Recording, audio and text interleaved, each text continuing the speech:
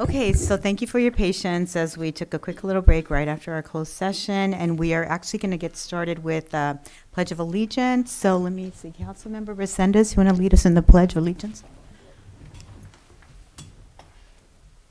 Ready, pledge. I pledge allegiance to the flag of the United States of America and to the republic for which it stands, one nation, under God, indivisible, with liberty and justice for all.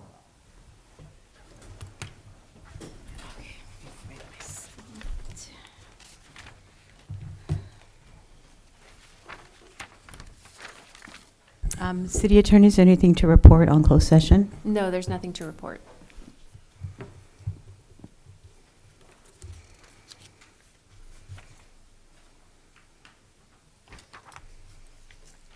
Okay, so we're going to go to public input. So this is a time for anyone in the audience to speak on any item not on the agenda and within the subject matter jurisdictions of the council. Speaker cards are available in the lobby and are to be completed and given to the city clerk before speaking. When the city clerk calls your name, please come to the podium, state your name and city for the record, and speak to the city council. If you are joining via Zoom, please click on the bottom of your screen to raise your hand. If you're joining via Zoom using a cell phone, press the asterisk and 9. Each speaker will be limited to 3 minutes with a maximum of 30 minutes per subject. Please note that state law prohibits the city council from discussing or taking action on any item not on the agenda. City clerk, any public comments for public input? We have no speakers for public input. Okay, go ahead.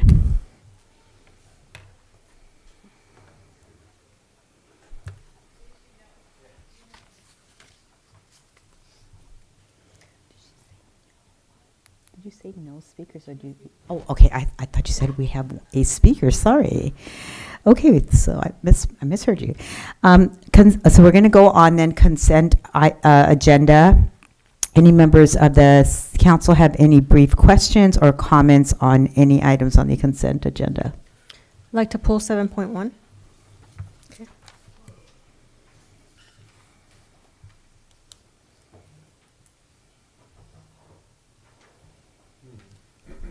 Anyone else? Any other item? Okay, do we have any public comments on the consent agenda? There are no public comments on any of the consent agenda items. Okay, so I will entertain a motion on on the consent agenda minus 7.1. So moved. Second, please. Second. All in favor? Aye. Any opposed? Okay, so let's go ahead and hear 7.1, approved December 1, 2025 regular special meeting minutes. Go ahead, Councilmember Morales. So make a motion to approve. Okay. Can I'll I get second. And all in favor? Aye. Any opposed? No. Okay, thank you. Okay, so we're going to move on.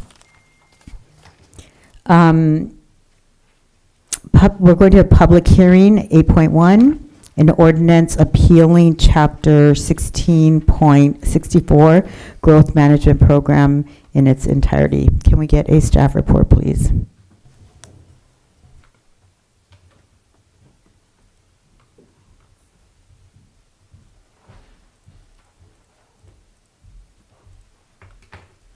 Thank you, Madam Mayor, City Council, Eva Kelly, Planning Manager with the Community Development Department.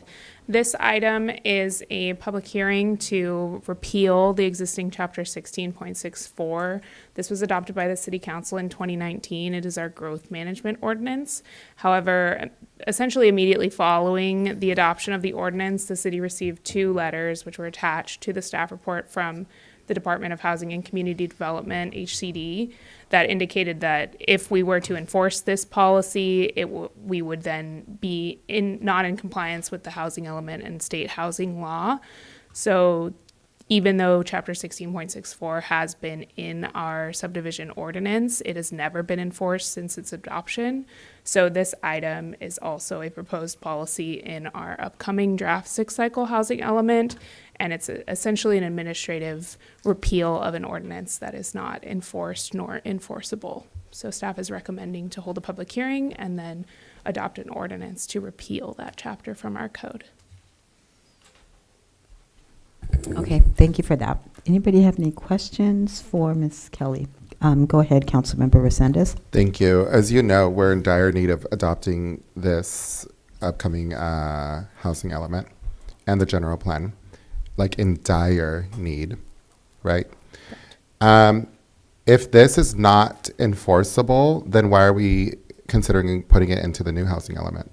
We're not proposing to put it into the new housing element. Our new housing element, proposes a policy explicitly to repeal this ordinance. Got it. So we're in advanced implementing of draft policy. Perfect. Thank you.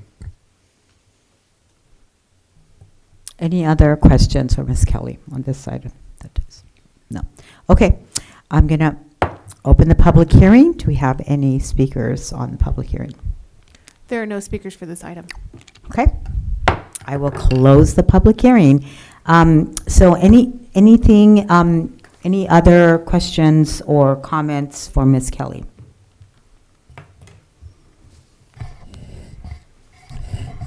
Just to note this, you'll come back on January 5 to adopt this. Okay. So do we need to have a motion to come back, or do we just move? Just move to approve. Move to approve? tonight's item. Okay. Can I get a motion, please? Move to approve. Second? Second. All in favor? Aye. Any opposed? Okay, so that passes. Thank you. Thank you, Ms. Kelly. Okay. So we're going to move on to council business, item 9.1, a resolution approving an agreement with Roadshows, Inc. for operational management services for the 2026 Hollister Independence Rally. Can we get a staff report? Thank you, Mayor and members of council. Director Charles Wall will be walking us through this at this time. Hello, Madam Mayor, Council, Charles Wall, Parks and Rec. This evening, I'm presenting the proposed agreement with Roadshows, Inc. for operational management services for the 2026 Hollister Independence Rally. Some history. The 2022 ballot measure T advisory measure, 63.03% of Hollister voted in favor of the motorcycle rally on July 4th. On measure U, 57 against, 57.48 to be exact against. January 7th, City Council voted to hold the 2025 rally on July 4th and 5th as a two-day event.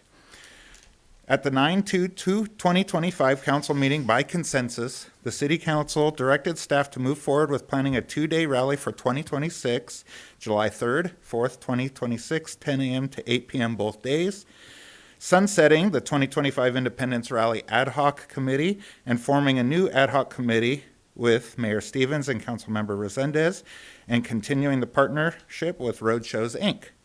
Tonight's recommended action is to adopt a resolution approving an agreement with Roadshows, Inc. for operational management services for the 2026 Hollister Independence Rally and authorize the city manager to finalize and execute the agreement. I'm open for any questions on this agreement as you have them.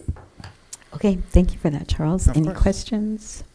Councilmember Resendez, go ahead. Thank you. And I'm not sure if you have the answers to this or the city manager, to be honest with you. We did adopt a multiple year agreement with Roadshows previous to COVID. So I know it can be done. Are you aware of that agreement or how long it was, or any of the staff that's I here? am not aware of the agreement. I'm not sure. Okay. So before you tonight is just the single-year agreement for 2026. Historically, and Randy is with us tonight via Zoom, I believe. But historically, we are all caught up on them performing for us and us performing for them. Perfect, thank you. So, City Attorney, if we wanted to propose a multi-year agreement, we can. It would be a policy decision by this council, let's say 3 to 5 year, and maybe Randy can speak to the history of the multi-year. If memory serves me correctly, we then had to amend that agreement because of COVID. So I'm assuming that we can, in fact, adopt a multi-year contract if Roadshows agrees to that. And a future council, if they chose to go against what the voters decided, which was to have a biker rally, then they can consider amending or canceling that policy. Is that correct? That's right. I was just going to add that roadshows would have to agree, but you added that in your statement. Perfect. Maybe if we can hear from Mr. Burke about the previous agreement and if he'd be willing to enter into a 3 to 5 year contract instead of a 1.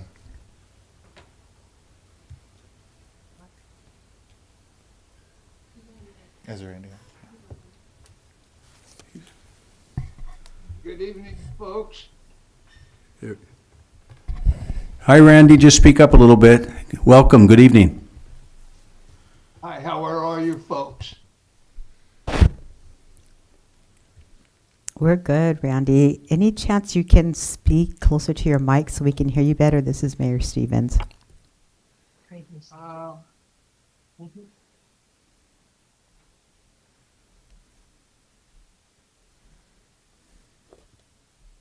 Is that better? It's a little better. Yeah, go ahead.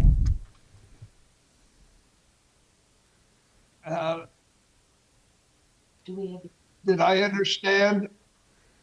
Did I understand that you were speaking about having more than a 1 year agreement? That's correct, Mr. Burke. And what was the pleasure of the city council? I think at this point we haven't had a chance to weigh in as a council. I was wondering if you would be willing to agree to that if it was considered by the council. I'm going to propose a 3 to 5 year agreement. I know we've done it in the past with you, and we had to revisit that because of COVID, but I know it can be done. I just wanted you to weigh in on what your thoughts were as in regard to that. I would certainly be interested to pursue multi-years at your pleasure. Thank you, Mr. Burke. And if I could just add one thing, I looked at the agenda language and it does specifically say that it's for the 2026 Hollister Independence Rally. So I would recommend that if you do something different, that it come back for approval at a future meeting. Wonderful. Thank you. Okay, questions? I do have a question, a little bit of a statement too. Under the staff report, under fiscal impact, the council does seek to make this a cost-neutral event to the city. So that is definitely the goal. Paragraph right above that says if Roadshow secures $90,000 in sponsorship funds, their consultant fee shall be $40,000, and for each additional $20,000 in sponsorship funds, they'll secure an additional $5,000. What if they don't secure the $90,000 in sponsorship funds? Is there like do they forfeit or do they lose their consultant fee? What kind of happens there? So I don't want to speak for Mr. Burke, but he's confident he will have the 90,000 on that number, and that was a number that we negotiated, Mr. Burke and Charles and I, based on the ad hoc committee's input and all of your input. And so, and I would just only add to that last piece, I would get by this contract 2026 and bring back the future one if that's the contemplation. So we are trying to make it cost neutral. It is difficult to do. I don't want to misrepresent, but we are working with various parties in doing that. And so we're doing our best. Okay, and we can enter into a little bit of a healthy competition with roadshows and a fair and balanced little competitive venture. That's all I had. Thank you for that. Okay, questions from this side of the dais? No question? You have a question? Oh, go ahead, Councilmember Morales. Yes. So I'm looking at the contract, and page 2, section BI, there were a couple of deliverables. I'm wondering, and maybe this was provided to the ad hoc committee, but what did the deliverables, were they provided to city council? I have not seen the collection of revenues or report within 45 days. So go somewhere? Is it provided?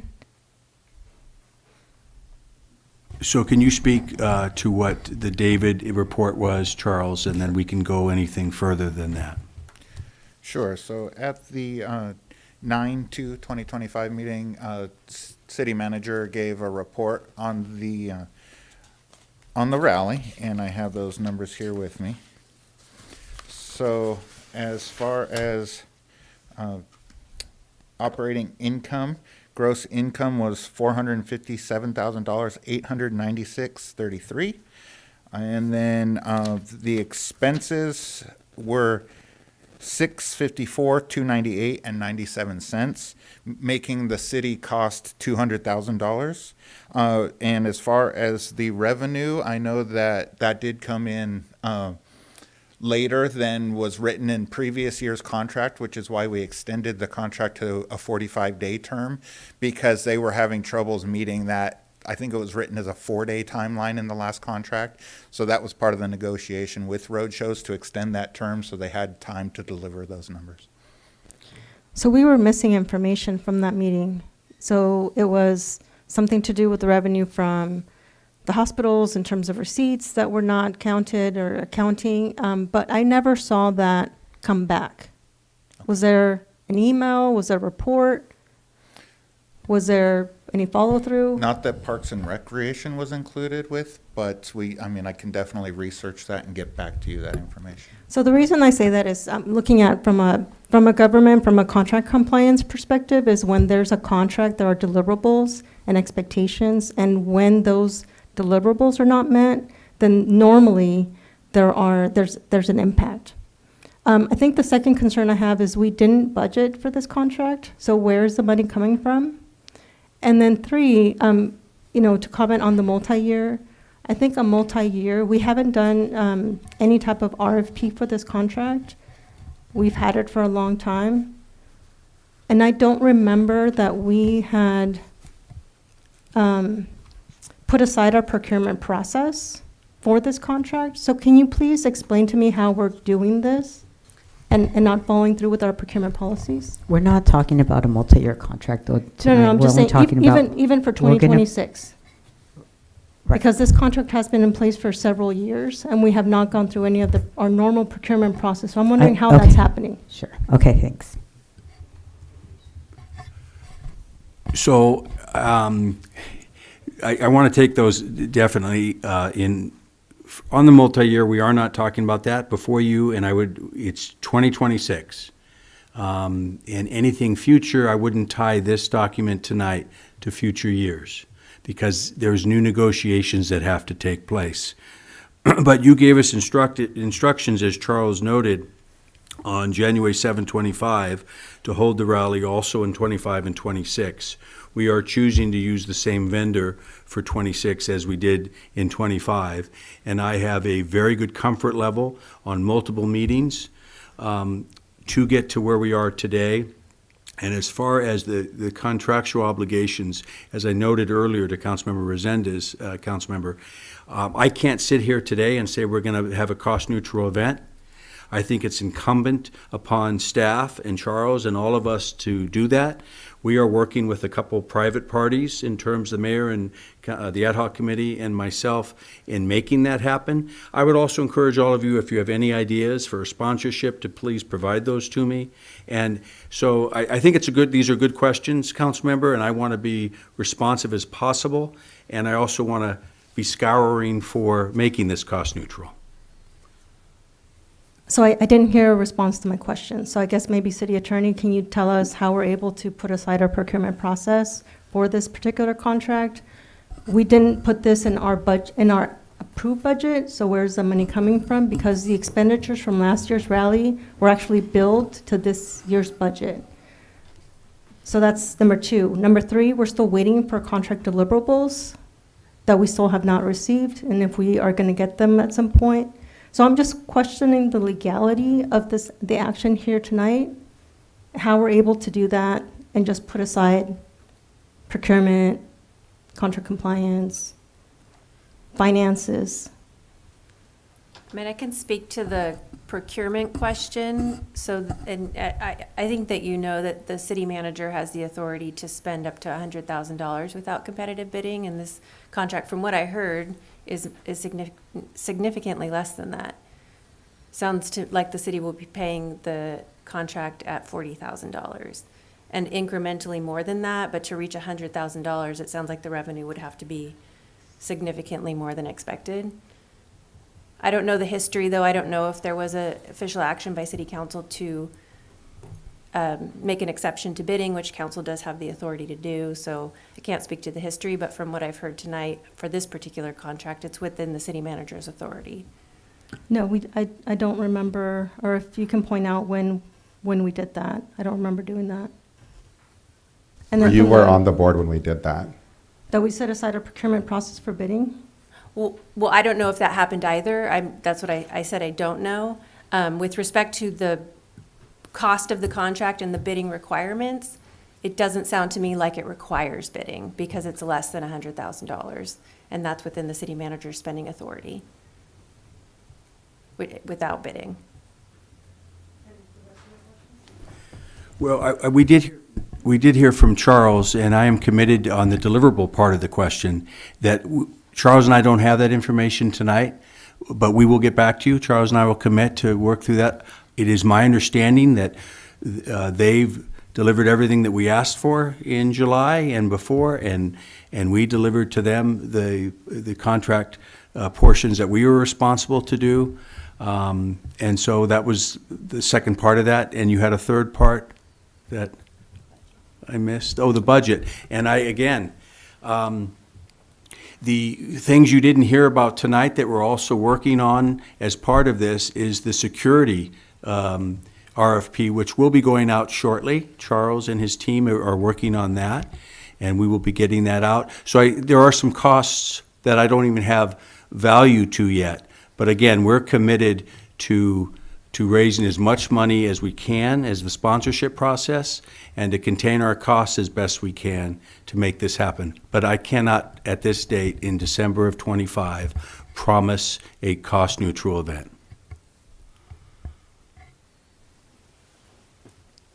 Okay, thank you, Councilmember Morales. Any other questions? No questions. Okay. Mayor, You have a question? Okay, go ahead. please. Can you remind me again how much we paid for security for last year's rally? Again, not talking on that subject tonight, I didn't bring those numbers with me, and without finance here, I would hate to quote that without having that exact amount. Roughly? I believe I want to say 160, 180, something. 160, 180. That sounds right to me. I believe it is. I just Do don't you know want to how misquote. much? Yep, no, that sounds exactly right to me. Do you know how much we pay for farmers market every year? Yep. The contract? Yeah, anybody know? Yeah, I'd rather not guess on any of this. Yeah. Yeah. Okay. I just want to, if we can, get those numbers back and make them available to the public as well. Thank you. Okay. And I'll just add like a little comment. I mean, every time we put on an event, regardless of what it is, if we're going to close streets, whatever we're going to do, it's going to create some cost to the city. And I think that's sort of part of what we do as a city entity. And so the idea of, like the example that Councilmember Resendez raised of the farmers market, or when we did our car show, we did the lights on parade. Every time we do anything like that, then it does cost the city some money. We don't always, generally we don't get our money back, but there is a cost, but there is also a value to the community, to the city at large. We have an opportunity to make this cost neutral. We will work hard to do that, and we have more time this year to get to that point. So hopefully we can get to that point, but it does cost us every time we do an event downtown. It just does. Okay, so that's just a comment I'm going to make. So I'm going to move us along. If there's no other questions or comments from the dais, I'm going to move to public comment. And there are no public comments for this item. Okay, so let me bring you back to the council for a motion or more discussion. Go ahead, Councilmember Resendez. Thank you, Mayor. I just ditto what the mayor had said as well. And let's just keep in mind that there was a huge cost to the citizens because of the issues that we had with the security last year.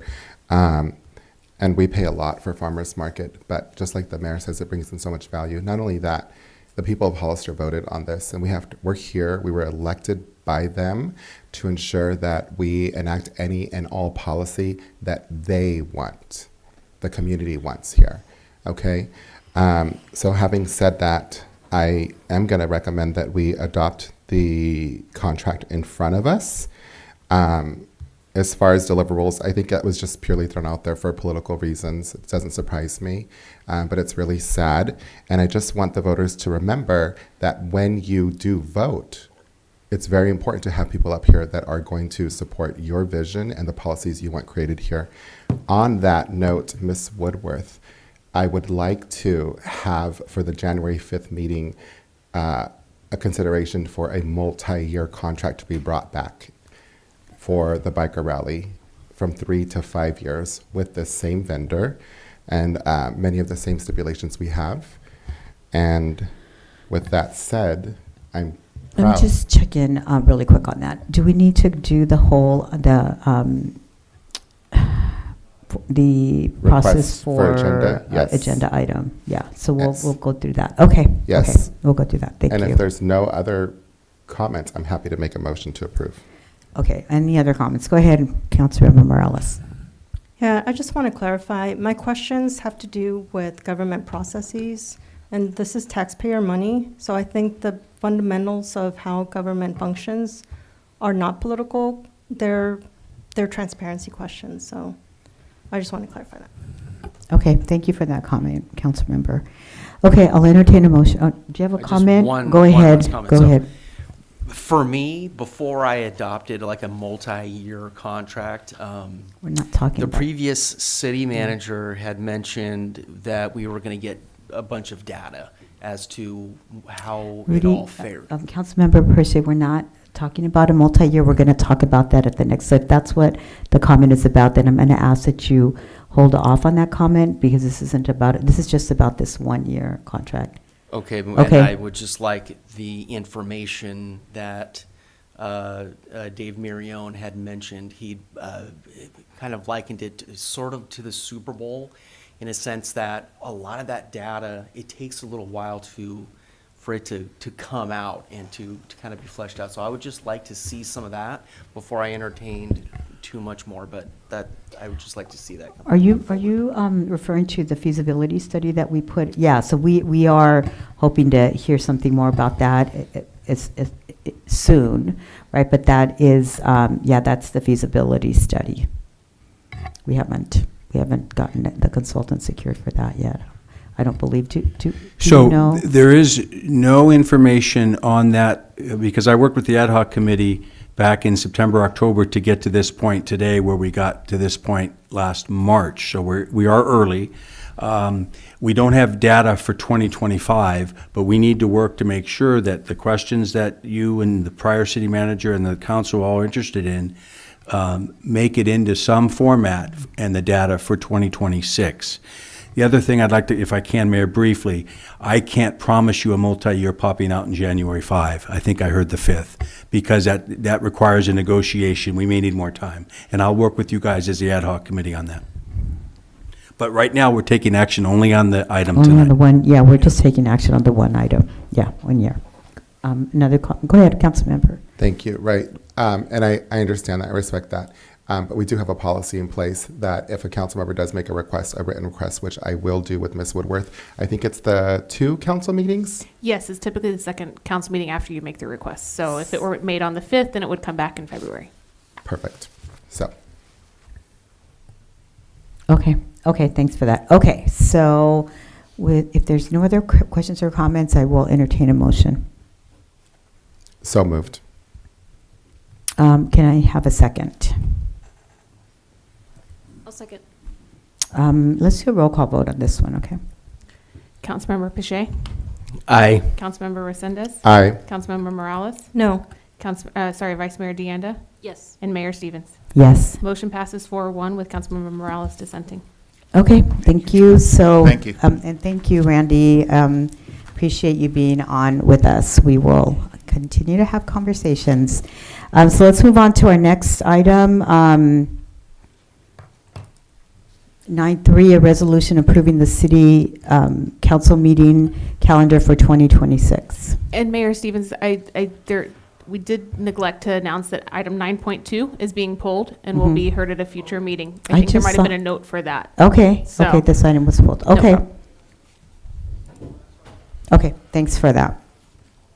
So let's go ahead and move with the 9.3, a resolution Yes. approving the city council meeting calendar for 2026. And we get a staff report. Thank you, Mayor, and members of council. Back in September of '24, there was an adopted resolution relating to council meetings that served us well in '24 and even '25, but doesn't serve us well in '26. And let me just go down memory lane.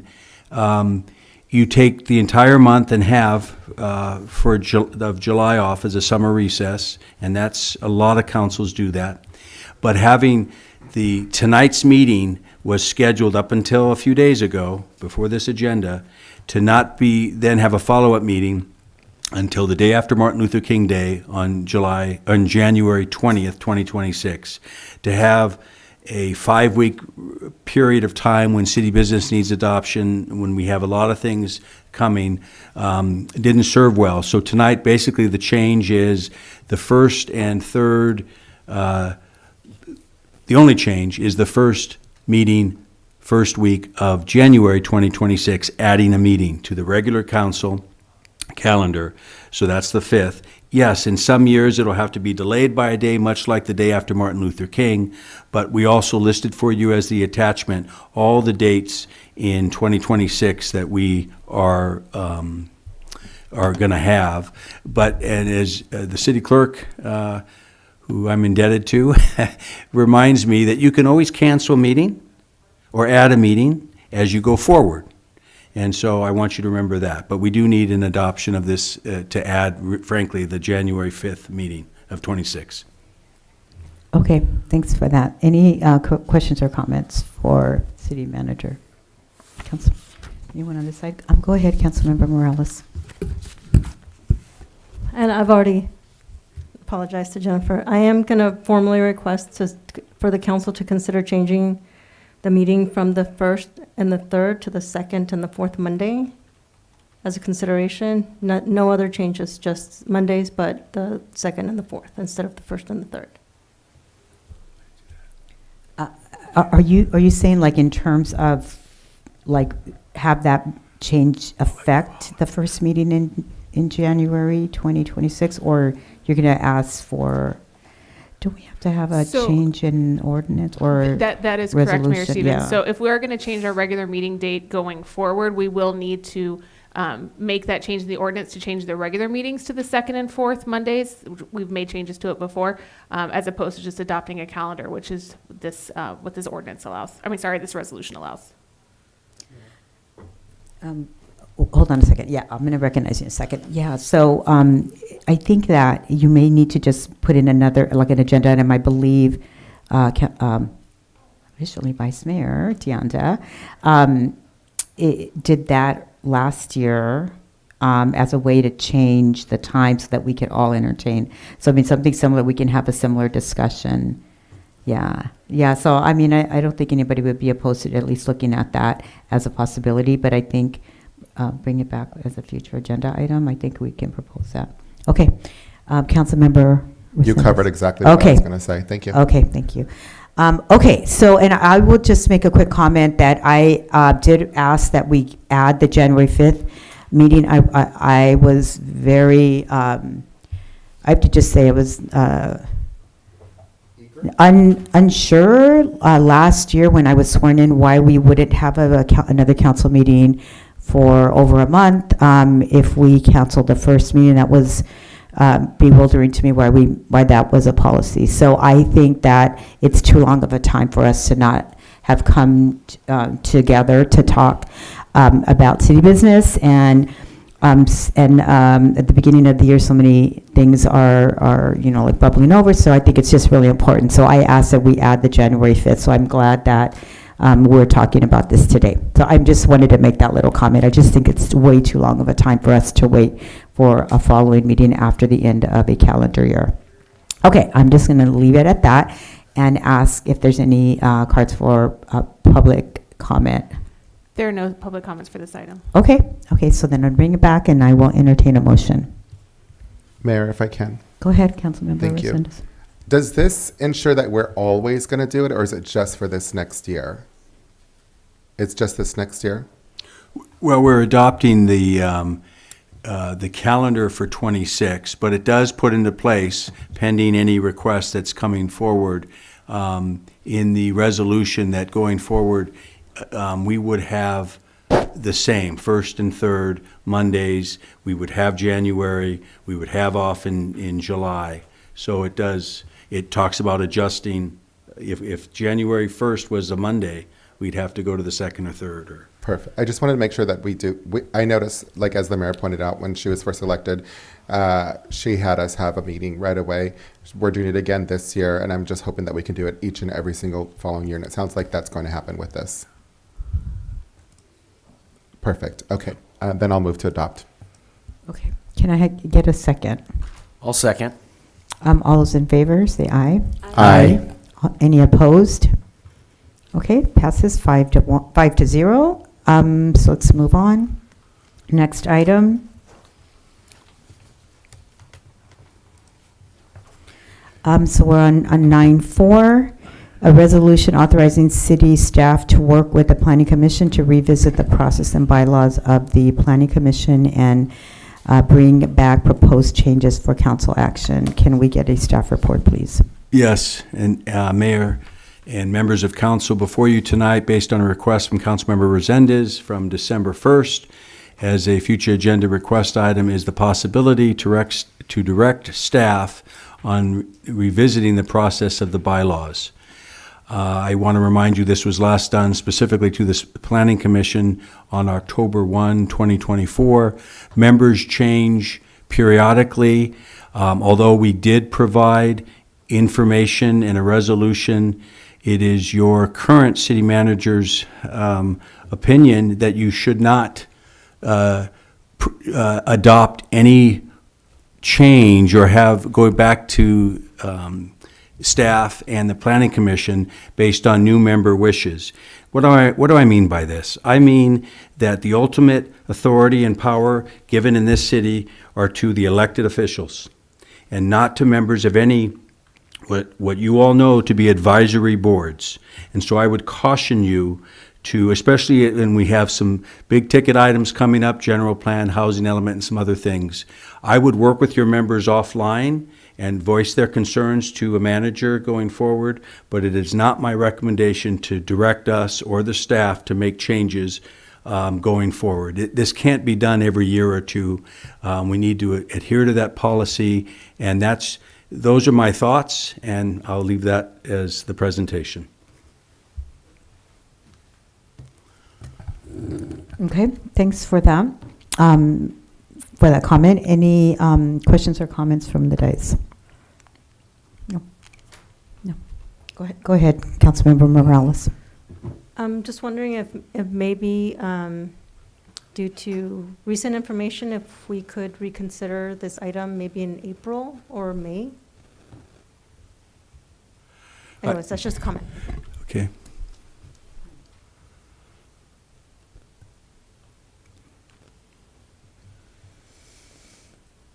I don't know, what are the others, the rest of you think about putting this item off a bit?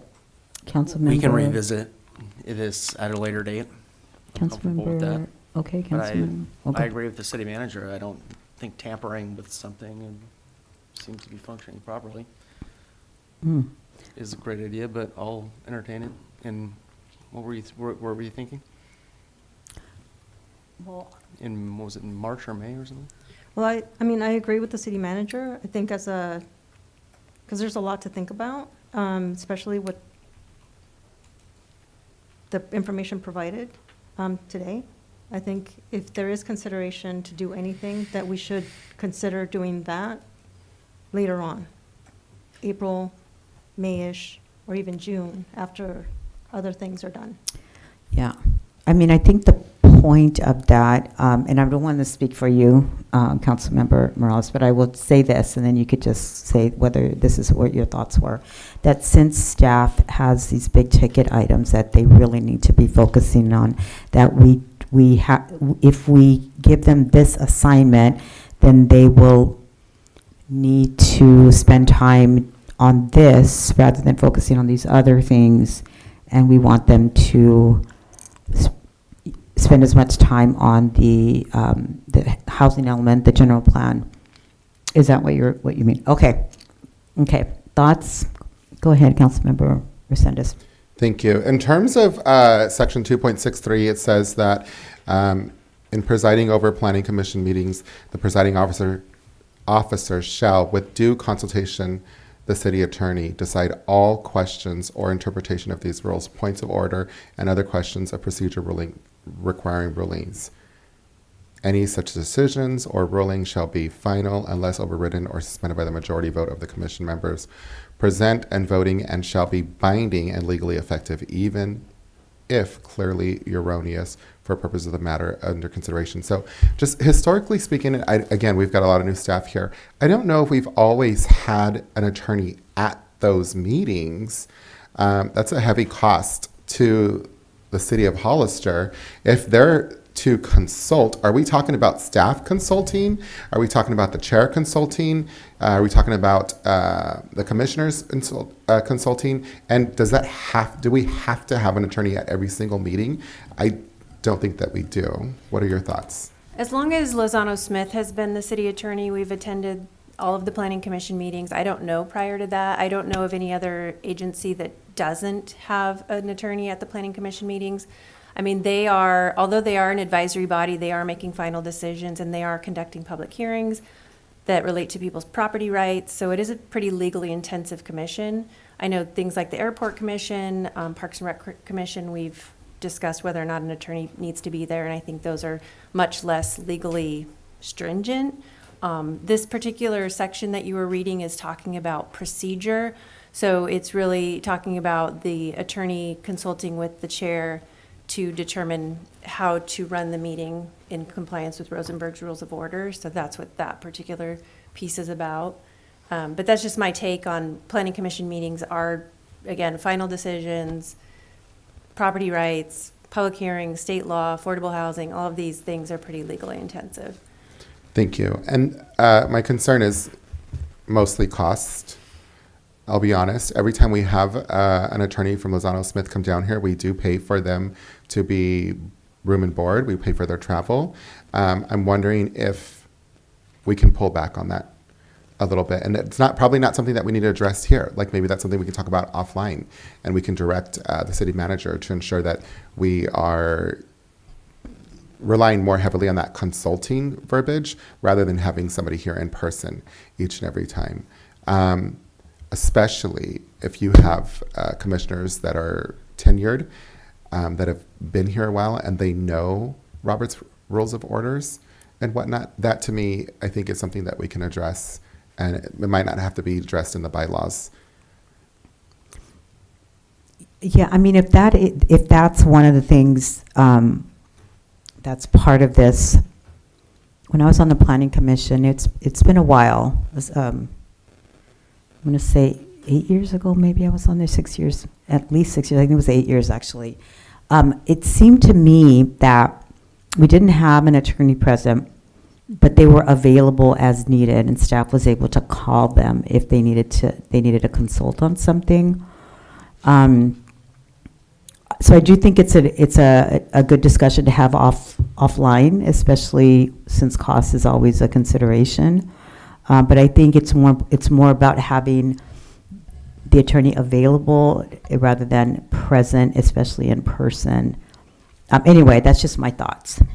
Go ahead, Councilmember Resendez. Thank you, Mayor Stevens. As far as agenda items, do you know if the commission recently has been following the same policy that the city council has to put in a written request, or are they allowed to request at the meeting to put an agenda on a future agenda item?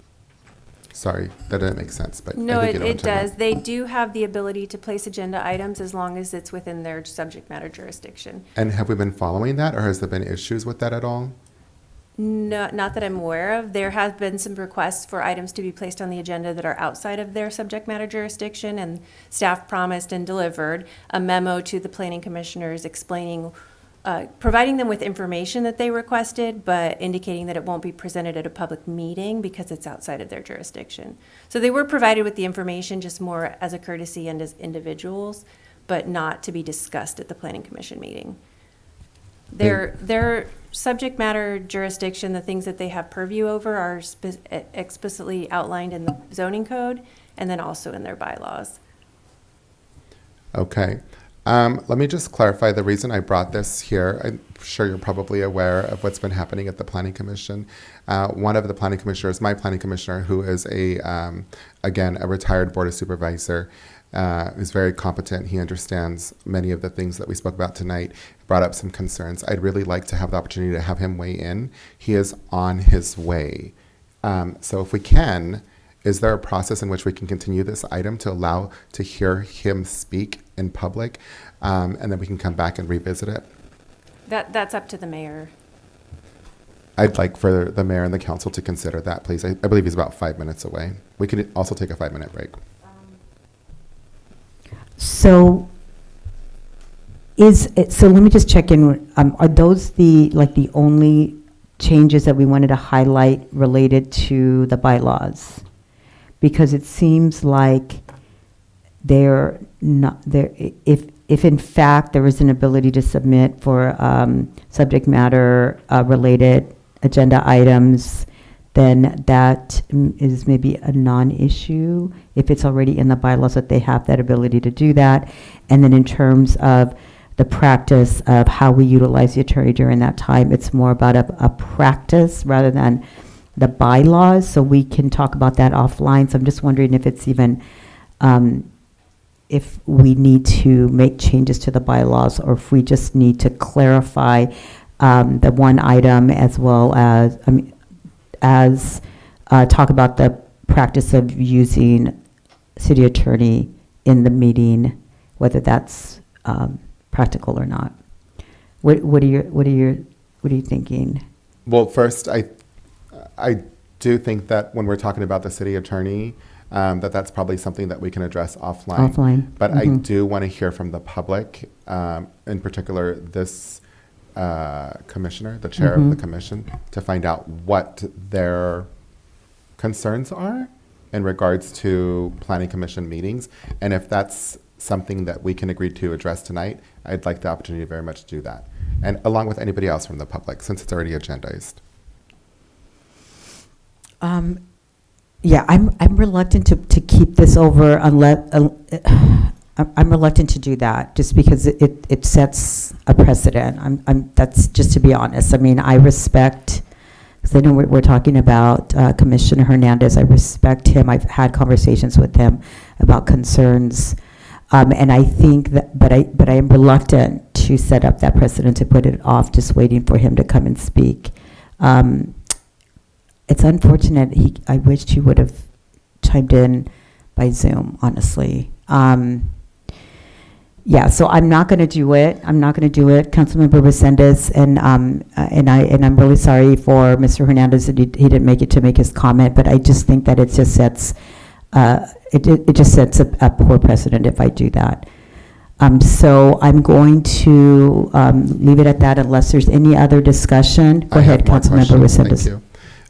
So hearing the context that I've already provided, what are some of the challenges or concerns that you're seeing at these planning commissions that have come up recently in regards to staff, in regards to city attorney participation, any and all concerns that were brought up by the commissioners at the last, I think, 2-3 meetings, including how this last meeting was canceled?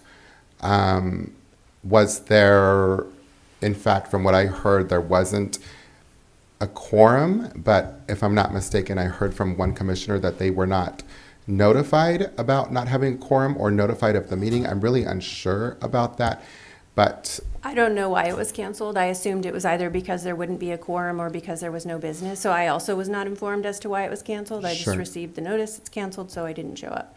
I think the largest concern or the largest item that's coming up at the planning commission meetings, and I don't think it's of no concern, it's just not within their purview, is they're really interested in code enforcement issues. And that's something that is within the city council's purview, and each of those planning commissioners have the ability to speak about those issues here or to their individual appointer Sure. about those issues. They're just not something that the planning commission is generally involved in. And can you elaborate a bit more, like give us an example of what was brought up in regards to code enforcement? I can't, no. I mean, not from recollection. It's just code enforcement in general, like Sure. with respect to what the code enforcement officers in the police department do, how they issue citations, how those are appealed. Those are what the concerns that I've heard. Also, there was concerns about building department or planning department or engineering department processes, which are within the purview of the city manager and the planning department, not within the purview of the planning commission, because they don't oversee staff. Right.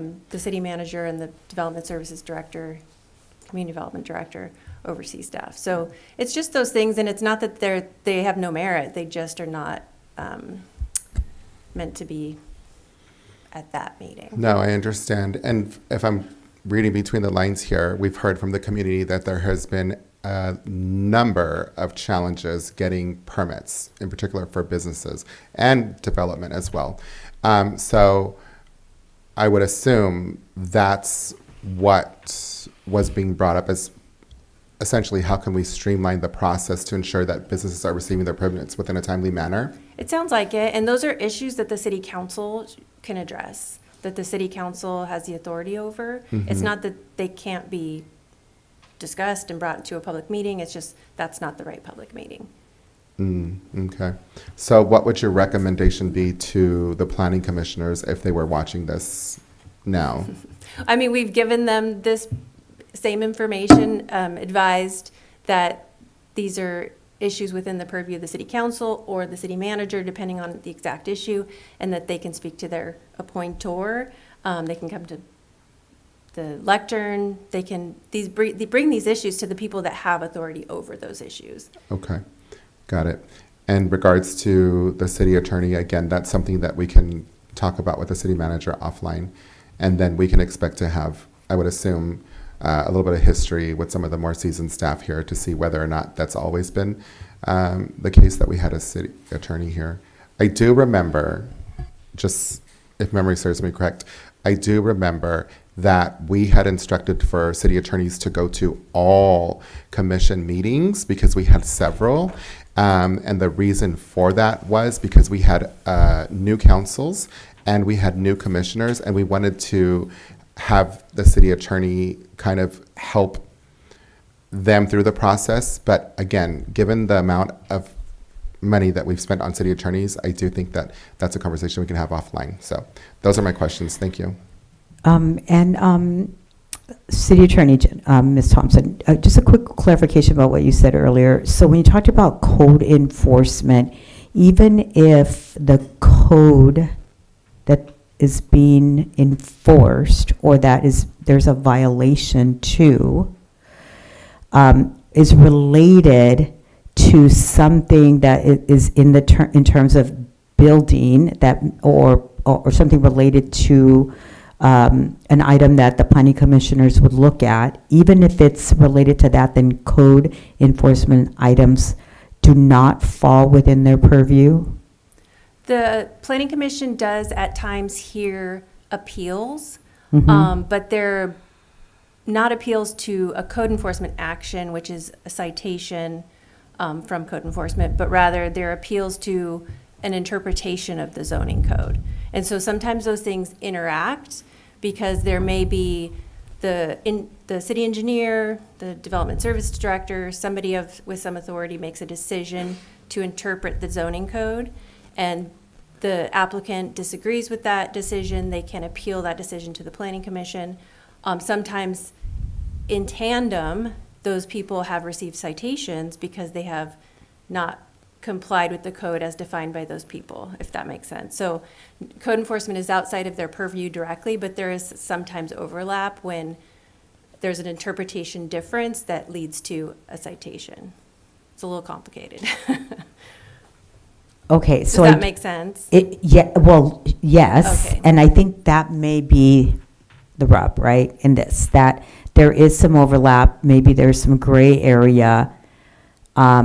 My hope would be that there would be some deference given to our planning commissioners, because we put them there, because we trust them, we believe that they are qualified to be there, so when there is a gray area like that, then I hope that there is some deference to that, so that it isn't that we are being so literal, and then in doing so, not allowing something to be heard or to be discussed in the planning commission. So that's just my comment. Yeah, and I think what I would say is that the planning commission authority comes from the bylaws and the zoning code as adopted by the city council.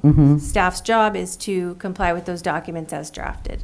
If you want to amend the bylaws, this is the first time I've heard what might be the true intent of this Okay. bylaw amendment. If you want to give them different authority or larger purview or different purview, then that's where that amendment comes into play. Not with respect to adding things to the agenda.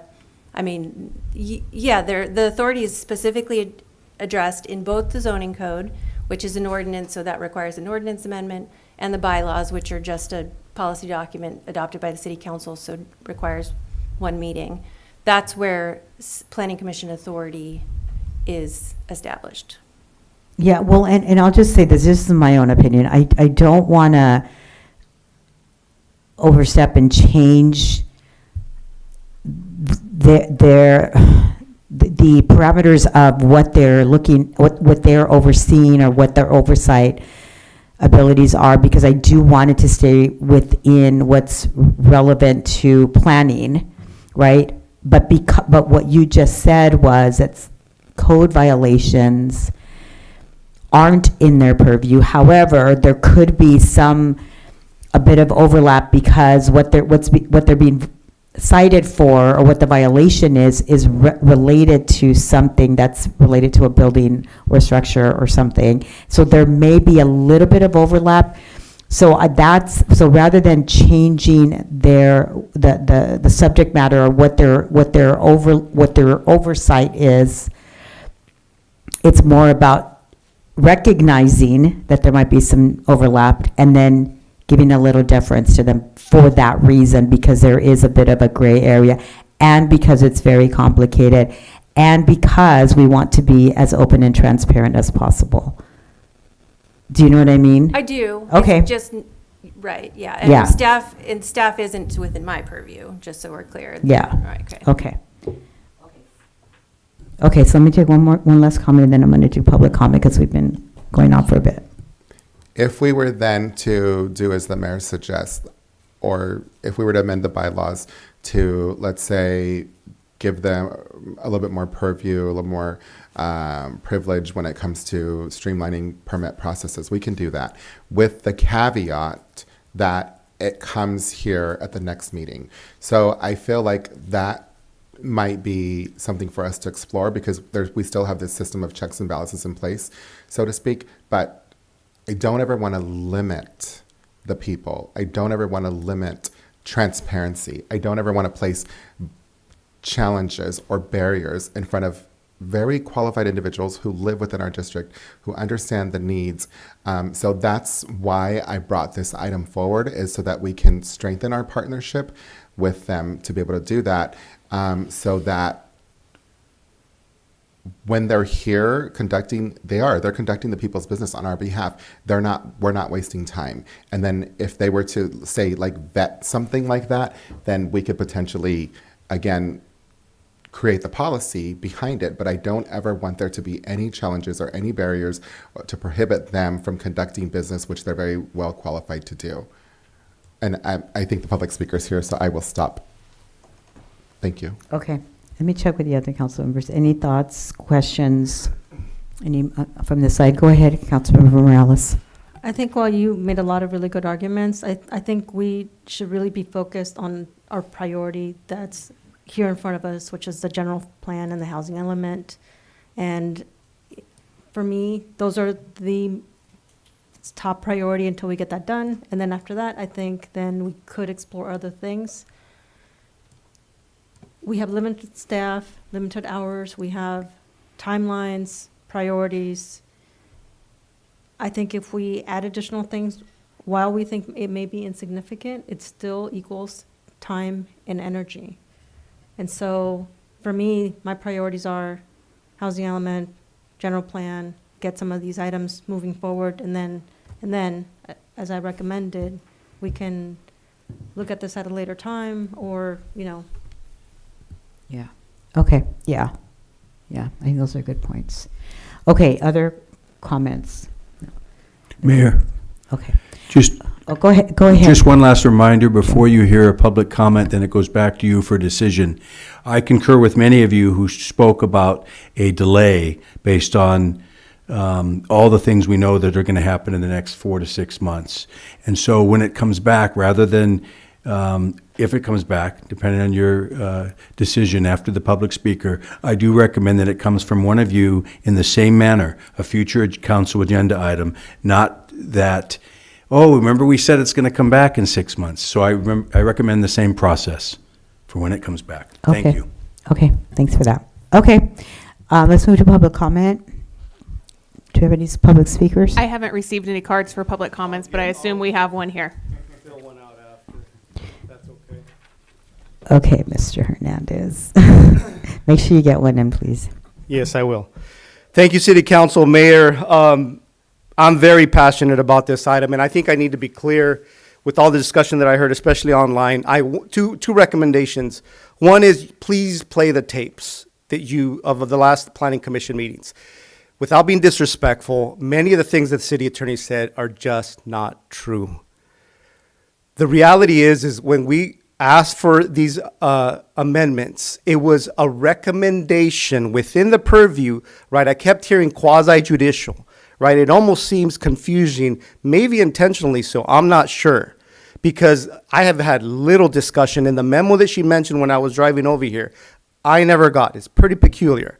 So I'm just gonna leave that there. But the bottom line is I'm telling you, is if you wanna see success in this community, if you wanna actually have revenue, then this should be your number one priority. And I can tell you with 100% guarantee, economic development, as the general plan mentions, as Councilwoman Dolores mentioned, as a priority is in the general plan, is through the gate of the planning department.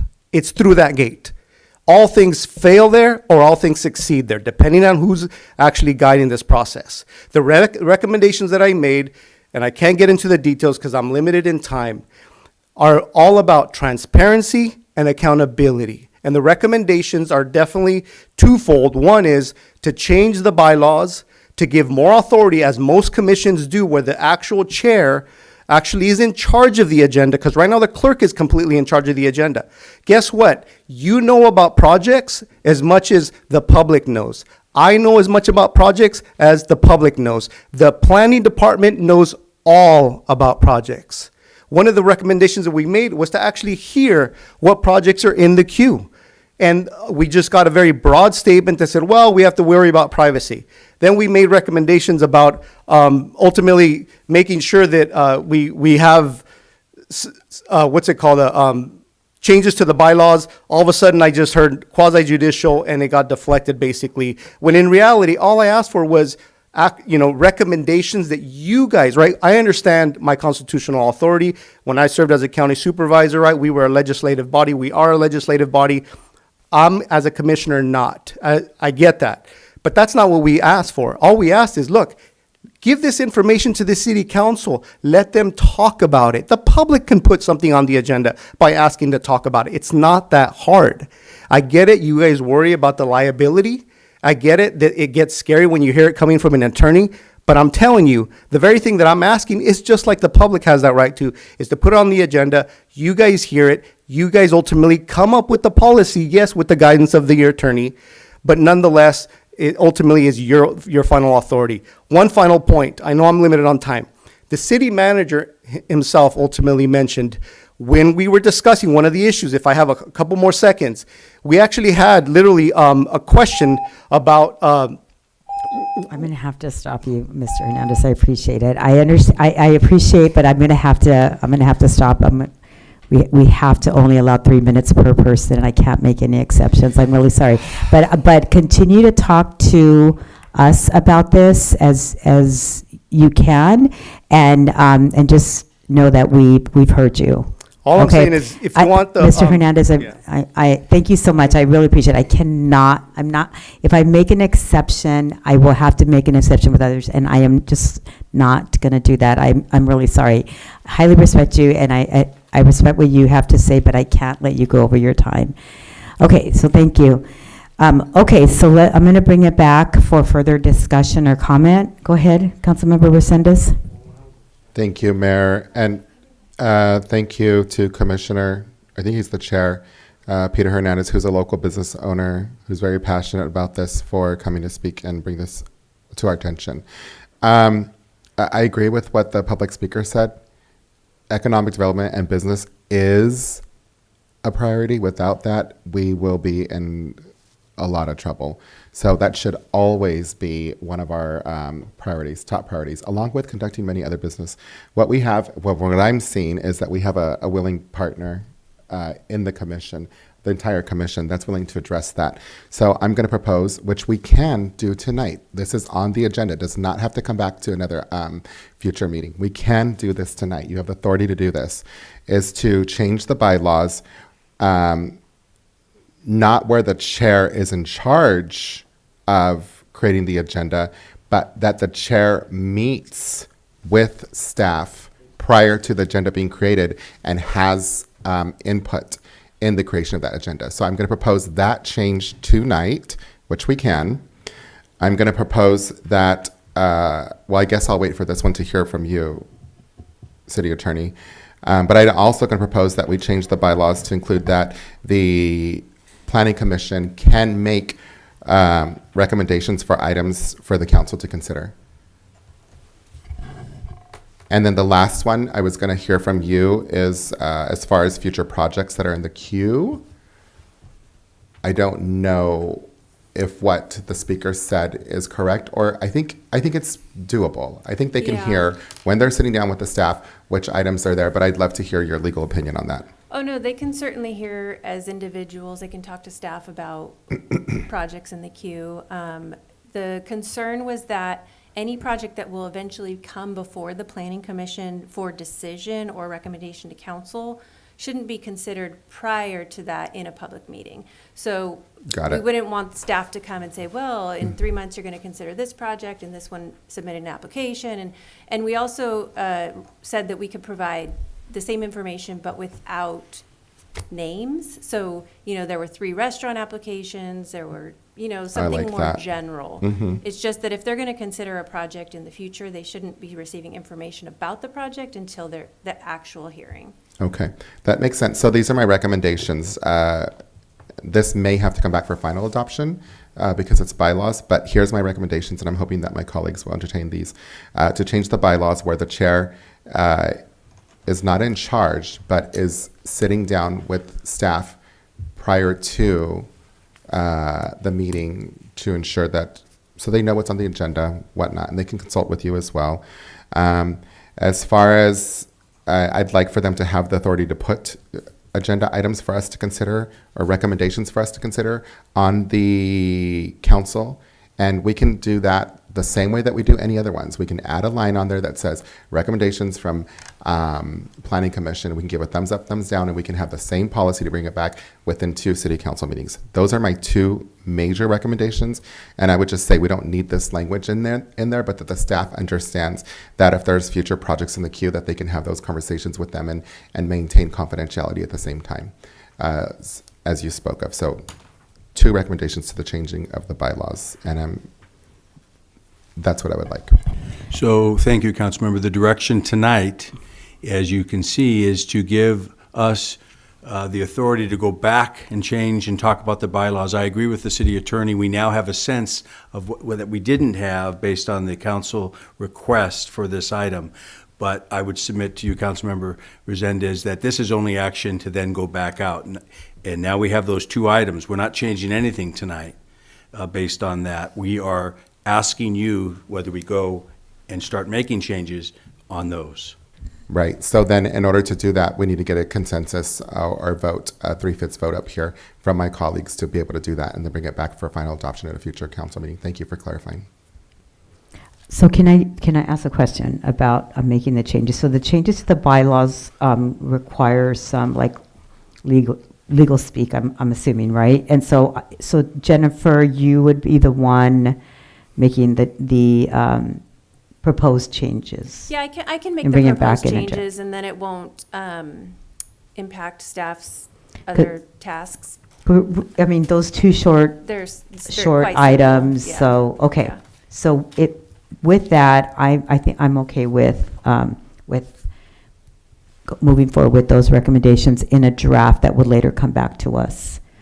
Okay, so let me check in with the rest. So should we do a formal motion, or are we okay with just giving that direction? So I can check in for a consensus on directions or a formal motion? We just need consensus on this. Okay, so are you guys okay with that? Okay, so Dolores is a no. I'm sorry, Councilmember Morales is a no. Go ahead, ask the question.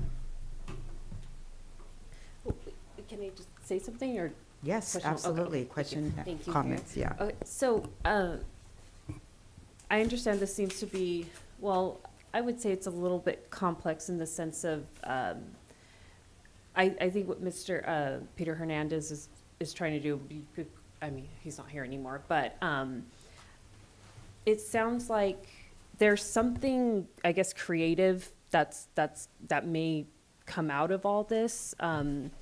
You know, he brings up some valid points, and then we hear it from people in the community. We've even discussed it, and also local business owners, that economic development it's lagging. It's so far behind in our community, and it's so frustrating for all of us. And I think this could possibly be a way to kind of start cooking up like new ideas for the council and the commissioners and building and planning to be able to work together, and we can, move things forward quicker, because there has not been much change. So I think even though it's very passionate, there's a lot of emotions behind it. I get it. I felt when Mr. Hernandez was speaking up here, but I think that this could be the start of something where we build momentum to actually make these changes that need to be made.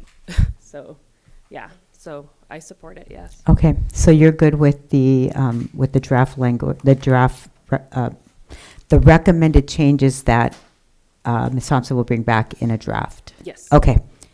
Mr. Boucher, are you okay with that? I'm okay. Okay. Yes, So- I'm good. And I am too. So it looks like we have four yeses, one no. Is that good enough? Okay. All right. Okay. Thanks for that lively discussion. I appreciate it. Okay. So we're going to move on to committee assignments. So this is a time for any of us to report on any committees that we've participated in since our last meeting. So I'm going to check in with Councilmember Resendez first. I was going to speak to COG. My memory's a little bit foggy. Maybe you can cover that item, Mayor Stevens, if you don't mind. Yeah, I have some COG stuff to Okay. report. Perfect. I've got nothing to report. Thank you. Councilmember Pache. Yeah, on December 11th at 9 a.m., there was a Fire Protection Advisory Committee, and in that meeting, we discussed a bylaw amendment of just basically moving the meeting time and date. It's going to stay on Thursdays, but it's going to be moved to 4 p.m., so if the public is interested, it's going to be a little later than what used to be 9 a.m. We received an update on the feasibility study and cost recovery ordinance. recovering some of the costs associated with certain events related to fire, and moving them over to potentially insurance coverages for people in the community. Their insurance could be utilized to defray some of the city's costs as results from some of the fire activity. And we did receive a report on the age of our fire vehicles, and it looks like we're in pretty good shape. We did purchase that tiller truck, so that's still coming. And but if the public is interested and wants to see and hear a little bit more, they can still watch that meeting in arrears on, I believe, YouTube. But yeah, so if you're interested in hearing more about the health of our fire equipment, you can definitely do so. That's all I have. Okay, thank you for that, Councilman. Councilmember Morales, do you have anything to report on any committees? Okay. Councilmember Deonda, anything to report? Nothing to report. Okay. And I'm just going to, I went to the same Fire Advisory Committee meeting that Councilmember Bichet just talked about. I just want to do just a brief clarification that we will be hearing the change in the time and finalizing that during a meeting that we will be having in February. And it will be at 4 because it's a special meeting that we called for that.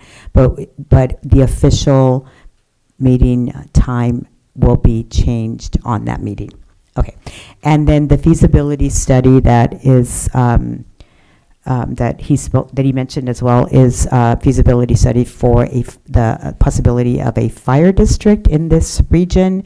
So that's what that feasibility study will help us to better understand the merits of, and then more information will be coming out about that as well. So that's what the feasibility study is about.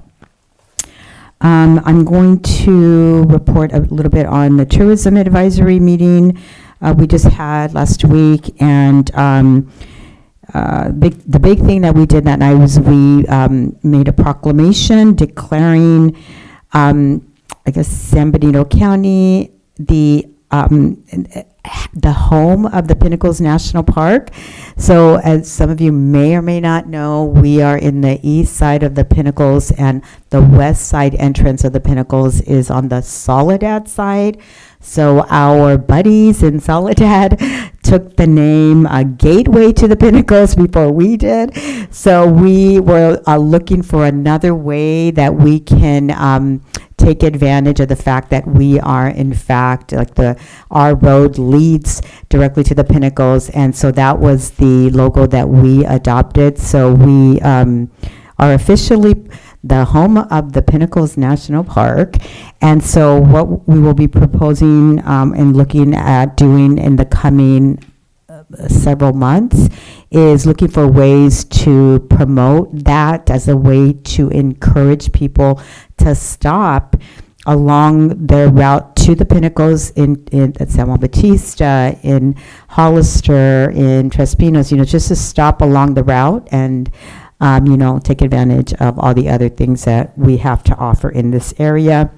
We're going to also be looking at finding ways to put that in maybe at the end of reports, or some of our city media stuff that, again, promotes that idea, maybe asking business owners to put that somewhere in their businesses, but just finding a way to promote that idea of being the home of Pinnacles National Park.